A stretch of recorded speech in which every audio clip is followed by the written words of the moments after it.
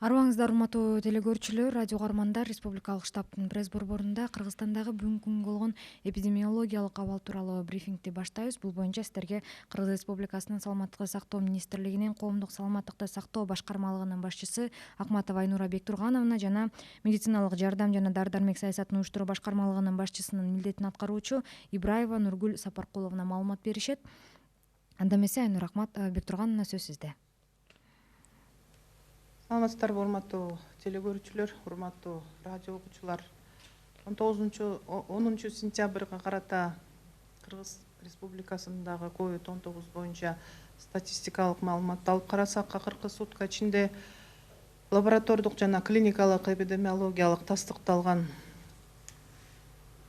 COVID-19 илдетинен сакайып үйлөрүнөн чыгарылган жарандардын саны 151 түздү. Анын ичинде Бишкек шаарында 92, Ош шаарында 2, Чүй облусунда 6, Ош облусунда 8, Талас облусунда 2, Нарын облусунда 1, Ысык Көл облусунда 23, Жалал Абад облусунда 9 жана Баткен облусунда 8. Жалпы айккандардын саны 40.487 бейтапты түздү. 2020 жылдын 10 сентябрына карата жалпы республика боюнча бир сутка ичинде лабораториялык жана клиникалык эпидемиологиялык тастыкталган COVID-19 илдетинин 71 жаңы учуру катталды. Алардын ичинен лабораториялык тастыкталган учурлардын саны 19 түзүп, Бишкек шаарында 2 учур катталды, Ош шаарында учурлар катталган жок, Чүй облусунда 2 учур, Ош облусунда учурлар катталган жок, Талас облусунда 2, Нарын облусунда жана Ысык Көл облусунда учурлар катталган жок, Жалал Абад облусунда 2 учур жана Баткен облусунда 11 учур катталды. Клиникалык эпидемиологиялык тастыкталган учурлардын саны 52-ни түзүп, алардын ичинен Бишкек шаарында 13, Ош шаарында 1, Чүй облусунда 2, Ош облусунда 5, Талас облусунда 2, Нарын облусунда учурлар катталган жок, Ысык Көл облусунда 8 учур, Жалал Абад облусунда 13 учур, Баткен облусунда 8 учур катталды. Жалпы катталган учурлардын саны эпидемиологиялык процесс башталгандан баштап 44.684 түздү. Анын ичинде лаборатордук тастыкталган учурлардын саны 19.004 жана клиникалык эпидемиологиялык тастыкталган учурлар 25.680. Республика боюнча стационарларда дарыланып жаткан бейтаптардын саны 532, ал эми амбулатордук дарыланууда 2260 бейтап бар. Республиканын стационарларында дарыланып жаткан бейтаптардын саны Бишкек шаарында 124, Ош шаарында 10, Чүй облусунда 35, Ош облусунда 71, Талас облусунда 19, Нарын облусунда 12, Ысык Көл облусунда 73, Жалал Абад облусунда 100 жана Баткен облусунда 88 бейтап. Ал эми лаборатордук тастыкталган жана клиникалык эпидемиологиялык тастыкталган COVID-19 илдетинен амбулатордук үй шартында дарыланып жаткан бейтаптардын саны Бишкек шаарында 1226, Ош шаарында 317, Чүй облусунда 387, Ош облусунда 147, Талас облусунда дарыланган бейтаптар жок, Нарын облусунда 37, Ысык Көл облусунда 144, Жалал Абад облусунда жана Баткен облустарында амбулатордук шартта дарыланууда бейтаптар жок. Акыркы сутка ичинде республика боюнча COVID-19 илдетинен каза болгон учурлар катталган жок.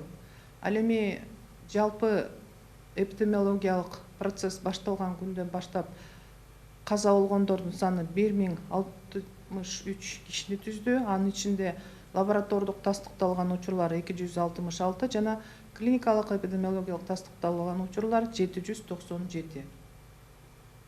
Ошондой эле бир сутка ичинде коронавирус жуктуруп алган медициналык кызматкерлердин саны да катталып, 1 адам да катталды. Ал Бишкек шаарында катталган учур. Жалпыстан республика боюнча COVID-19 диагнозу менен медициналык кызматкерлер арасында 3160 учур катталды. Алардын ичинен бир суткада ооруканалардан айыгып чыккан медициналык кызматкерлердин саны бирөө болду жана үй карантинден 18 медициналык кызматкер айыгып чыкты. Жалпысынан республика боюнча 2635 медициналык кызматкер айыгып чыкты. Добрый день, уважаемые телезрители, уважаемые радиослушатели. Опираясь на статистическую информацию по COVID-19, за последние сутки по республике из стационаров с выздоровлением выписаны с лабораторной и клинико-эпидемиологически подтвержденным диагнозом COVID-19 151 пациент. Из них из города Бишкек 92, в городе Ош 2, Чуйской области 6, Волжской области 8, Таласской области 2, Нарынской области 1, Высокульской области 23, Джалабадской области 9 и Баткенской области 8. За весь период всего выздоровело 40 487 пациентов. На 10 сентября 2020 года за сутки по республике зарегистрировано лабораторно и клинико-эпидемиологически подтвержденных новых случаев 71, из которых лабораторно подтвержденные случаи составляют 19, и в городе Бишкек зарегистрировано лабораторно подтвержденных случаев 2, в городе Ош не зарегистрировано, в Чуйской области 2, в Волжской области не зарегистрировано, в Таласской области 2, в Нарынской области не зарегистрировано, в Высокульской области не зарегистрировано, в Джалабадской области 2 случая и в Баткенской области 11 случаев.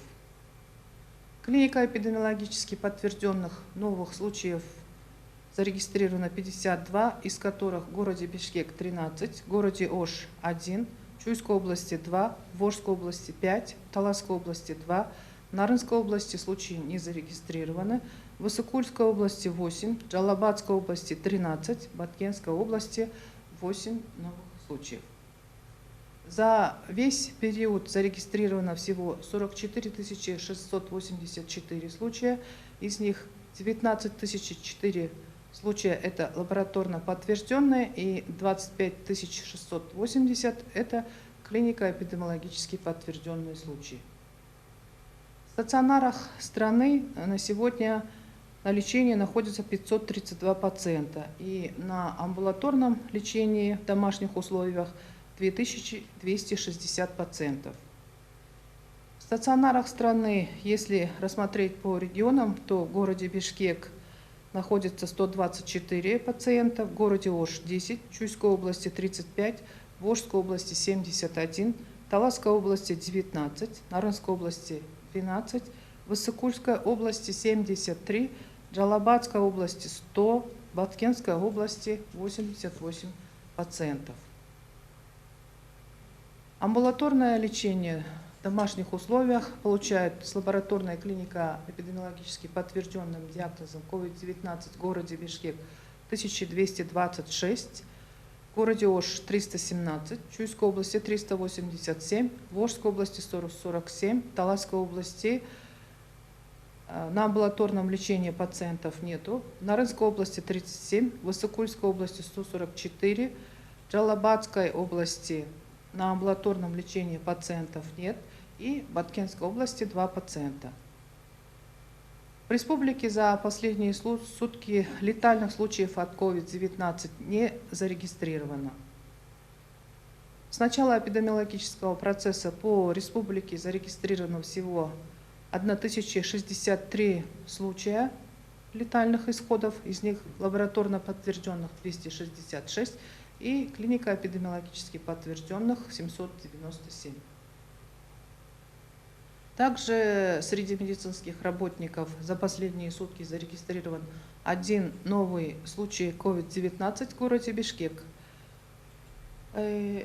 Всего медицинских работников с диагнозом COVID-19 зарегистрировано 3160 случаев. Из стационаров страны за сутки выписано с выздоровлением 1 медицинский работник, и с домашней изоляцией выписано 18 медицинских работников. Всего по республике на сегодняшний день выздоровело 2635 медицинских работников. Спасибо, Айнура Бектургановна. Нургуль Сапаркуловна, сөз сизде. Саламатсыздарбы, урматтуу телегөрүүчүлөр, урматтуу радио угармандар. Учурда Саламаттык сактоо министрлигинин жумушчу тобу менен ковид илдетин дарылоо боюнча 4-чү дарылоо боюнча колдонмонун 4-чү түрү иштелип чыкты. Бул 4-чү версиянын 3-чү версиясынан кандай өзгөчөлүгү бар, ошону кыскача маалымат берип коеюн. Бул биринчиден ушул 3-чү версияда болбогон жетишпегендиктерди эске алып, азыр ушул колдонмо менен пневмония оорусунун коду бекилди. Бул U07.2 деп атайын код берилди. Жана ошондой эле бул колдонмодо амбулатордук жана стационардык дарылоо боюнча дарылоосу бөлүнүп чыкты. Андан сырткары бул аябай талкуулуу болуп жаткан дексаметазон анан интерлейкин аттуу дарылардын колдонмосу дагы ушул жерден каралды, бирок бул колдонмого киргизилген жок. Булардын колдонмосу бул адамдын жашоо көрсөткүчтөрүнүн негизинде консилиум өткөрүү боюнча колдонсун деген чечимге келди, бирок бул 4-чү түрүнө дарылоо боюнча кирген жок. Андан сырткары бул 4-чү түрүндө 7 алгоритм иштелип чыкты. Бул коронавирустук инфекция жана кошумча өнөкөт оорулары бар болгон адамдар үчүн, жана ошондой эле балдар ооруп калса кандай дарылаш керек, анан кош бойлуу аялдар жана жаңы төрөгөн аялдар үчүн өзүнчө алгоритм иштелип чыкты. Ошондой эле амбулатордук учурда кандай тастыктоо жана дарылоо жеңил, жанагы орто абалдагы коронавирустук илдетти кандай дарылоо амбулатордук учурда кандай дарылаш керек, ошол боюнча атайын алгоритм дарыланып чыкты. Эң негизги алгоритм бул реабилитация. Ушул коронавирустук илдети менен ооруган адамдар кандай реабилитация кылыш керек, ошол боюнча алгоритмдер иштелип чыкты. Жана ошондой эле кошуп кетчү нерсе, эгер 3-чү түрүндө, бул колдонмонун 3-чү түрүндө 56 дары дармек болсо, азыр учурда булардын дары дармектердин тизмеси 80ге чейин көбөйдү. Бул өзгөртүүлөрдүн баары ушул 3-чү колдонмонун кандай жетишкендиктери болгон жок. Анан биздин могул практика жүзүндө көргөн кандай бир опыттарды, ошолордун баарын алып, эске алып, анан кийин ошонун баары ушул 4-чү түргө киргизилди. Здравствуйте, уважаемые радиослушатели, телезрители. Разрешите вкратце представить вам информацию о разработанной 4-й версии клинического руководства по диагностике и лечению коронавирусной инфекции. 4-я версия клинического руководства, она отличается тем, что сейчас для проведения регистрации пневмонии утвержден код, присвоен код для пневмонии, который называется U07.7, коронавирусная инфекция, не подтвержденная лабораторно. Также здесь самое важное, необходимо отметить, что в данном руководстве разделены амбулаторное и стационарное лечение. После длительных очень споров по поводу назначения интерлейкина 6 и дексаметазонов рабочей группой было принято решение, и решением консультантов было принято решение, что эти указанные препараты, они будут назначаться только по жизненным показаниям в рамках off-label после проведения консилиума. И в лечение они как лекарственные препараты для лечения коронавирусной инфекции, они не вошли. Также к этому клиническому руководству разработано 7 алгоритмов, которые также разделены на стационарную помощь и амбулаторную помощь. Если подробно их перечислить, то разработан алгоритм тактика ведения тяжелой коронавирусной инфекции у взрослых. Второй алгоритм – это тактика ведения средней тяжелой степени у взрослых с сопутствующими заболеваниями. Также тактика ведения и лечения детей и подростков при коронавирусной инфекции. тактика ведения и лечения при беременности и послеродовом периоде. Эти алгоритмы, они все применяются на стационарном уровне. Также на амбулаторном уровне у нас разработан алгоритм тактика диагностики ведения и лечения легкой и средней степени коронавирусной инфекции на амбулаторном уровне. Также разработан алгоритм поддержка психического здоровья при коронавирусной инфекции. И самый основной важный момент, что разработан алгоритм по реабилитации пациентов, перенесших коронавирусную инфекцию. Также в отличие от третьей версии, если в третьей версии у нас было 56 наименований лекарственных препаратов и изделий медицинского назначения, то этот список сейчас расширен до 80. Спасибо за внимание. Спасибо. Уважаемые телезрители, радиослушатели, на этом мы завершаем брифинг в пресс-центре Республиканского штаба. Вас проинформировали начальник управления общественного здравоохранения Министерства здравоохранения Кыргызской Республики Ахматова Айнура Бектургановна и исполняющая обязанности начальника управления организации медицинской помощи и лекарственной политики Ибраева Нургуль Сапаркуловна. Спасибо за внимание.